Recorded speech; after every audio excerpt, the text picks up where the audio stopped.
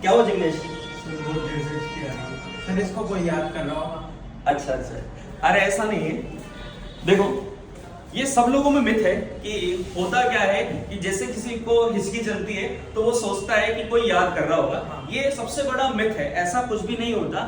होता क्या है, मैं आप लोगों को रेस्पिरेशन पढ़ा रहा था एक टाइम पे, और वहां पर मैंने आपको दो प्रोसेस बताई थी, इंस्पायरेशन और एक्सपायरेशन। इंस्पायरेशन में आप ब्रीथ करते हो और ब्रीथ करके आप जो एटमॉस्फेयर की एयर होती है उसको आप लंग्स में फील करते हो, और फील करने के बाद एक्सपायरेशन के थ्रू आप लंग्स से एयर को बाहर ट्रांसफर करते हो। तो होता क्या है, एक प्रोसेस होती है डीप इंस्पायरेशन, और डीप इंस्पायरेशन का सबसे मेन हीरो अगर देखा जाए तो आपका डायफ्राम है। यानी हिचकी का जो मेन हीरो है वो आपका डायफ्राम है। आपके डायफ्राम में एबनॉर्मल स्ट्रेचिंग होती है, यानी अनबैलेंस कंडीशन में वो स्ट्रेच करता है, कॉन्ट्रैक्शन होता है, और उस अनबैलेंस कॉन्ट्रैक्शन की वजह से क्या होता है कि बहुत सारी एयर आपकी नेक में भर जाती है। और देखा जाए तो हिचकी के बहुत सारे रीजन है ना। जैसे हिचकी का अगर रीजन पकड़ा जाए तो जैसे जल्दी जल्दी खाने से भी आपको हिचकी चलने लग जाती, ज्यादा रोने से या ज्यादा हंसने से भी आपको हिचकी चलने लग जाती, तो कोई एक मेन पर्टिकुलर रीजन नहीं है।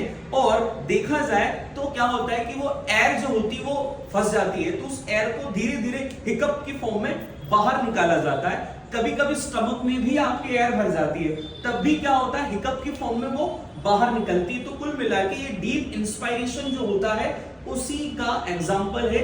यानी इसमें क्या होता है, आप थोड़ी सी एयर जो होती है वो आपके लंग्स में भरते हो, और उस टाइम पर ही क्या होता है, आपके नेक में वो थोड़ी सी एयर रह जाती है। ठीक है, इसी के साथ अगर डीप इंस्पायरेशन में अनदर एग्जांपल की बात करूं तो आपकी जो बॉस कंडीशन होती है उबासी, यानी उबासी क्या होती है, जब हमें नींद क्यों आती है, नींद आने का रीजन क्या होता है, हमारी ब्रेन में ऑक्सीजन का लेवल डाउन हो जाता है, और डाउन होने की वजह से क्या होता है, आपका नर्वस सिस्टम जो होता है, ब्रेन जो होता है, वो एक सिग्नल क्रिएट करता है उबासी वाली फॉर्म में, और आपकी बॉडी में एक सिग्नल क्रिएट होने से क्या होता है, आपको बहुत तेज इंस्पायरेशन होता है, आप मुंह फाड़ते हो और बहुत तेज ज्यादा ऑक्सीजन लेवल को आपके लंग्स के अंदर फील करते हो। तो ज्यादा ऑक्सीजन आपके लंग्स में भरे, जिससे क्या हो कि आपको ये पता लग जाए कि अब मुझे नींद आने वाली है और मुझे ऑक्सीजन लेवल भरना है। यानी हम सोने का रीजन हमारा यही है कि ब्रेन के ऑक्सीजन लेवल डाउन होने की वजह से हमें नींद आती है, और उसका सिग्नल उबासी की फॉर्म में बॉस कंडीशन में दिया जाता।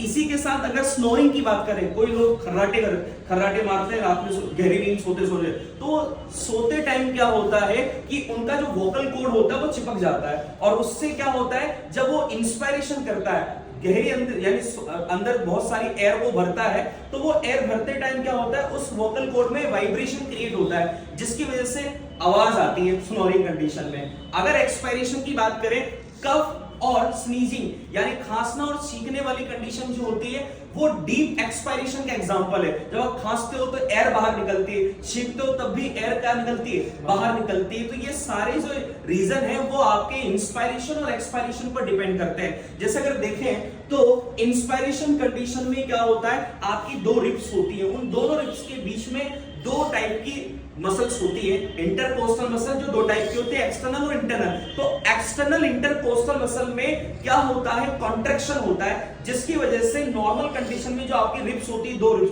वो ऐसे क्लोज आ जाती है, और क्लोज आने से क्या होता है, आपकी थोरेसिक कैविटी, जो स्टर्नम, आपकी रिब्स और पीछे वर्टिबल कॉलम यानी बैकबोन जो होती है, जो थोरेसिक कैविटी होती है, उसका वॉल्यूम इंक्रीज हो जाता है, जिसकी वजह से ज्यादा एयर आपके लंग्स के अंदर क्या हो, फील हो। और फील होने से क्या होगा, यानी आपकी जो एल्वोलीज होती है लंग्स की, वहां तक बहुत ज्यादा ऑक्सीजन लेवल चला जाए। ठीक है, और इसी का अपोजिट क्या होगा, जब रिलैक्सेशन कंडीशन आएगी तो ये रिब्स जो होती हैं उन दोनों के बीच की जो एक्सटर्नल इंटरकोस्टल मसल होती है उसमें रिलैक्स होने से वापस वो नॉर्मल कंडीशन में आ जाती है, और इस तरह से एक्सपायरेशन हो जाता है। तो इंस्पायरेशन और एक्सपायरेशन में आपके रिब्स और स्टर्नम जो होती है सबसे मेन रोल अदा करते हैं, और उसी के साथ आपका डायफ्राम भी मेन रोल अदा करता है। तो एक चीज और है, डायफ्राम के बारे में अगर बात करें तो सबसे पहली चीज तो डायफ्राम की एक क्वालिटी है कि वो ओनली मैमल्स में ही प्रेजेंट होता है,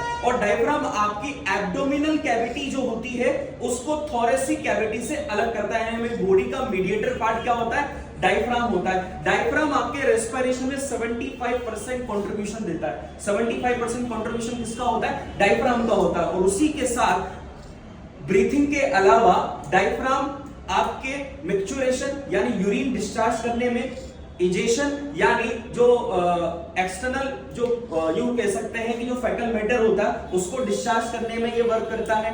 उसके अलावा पार्चुरेशन यानी डिलीवरी पीरियड जो होता है, तो जो बेबी जो होता है, जो बेबी वेजाइना के थ्रू डिस्चार्ज होता है, उस टाइम पीरियड में भी डायफ्राम जो होता है मेन रोल अदा करता है। तो इस तरह से इसके अनदर हेल्प यानी अनदर जो फिजिकल एक्टिविटीज होती है उनमें भी बहुत ज्यादा हेल्पफुल होता है हमारा डायफ्राम। तो मेन हीरो जो होता है डायफ्राम, वो इन सारी चीजों में वर्क करता है। ठीक है।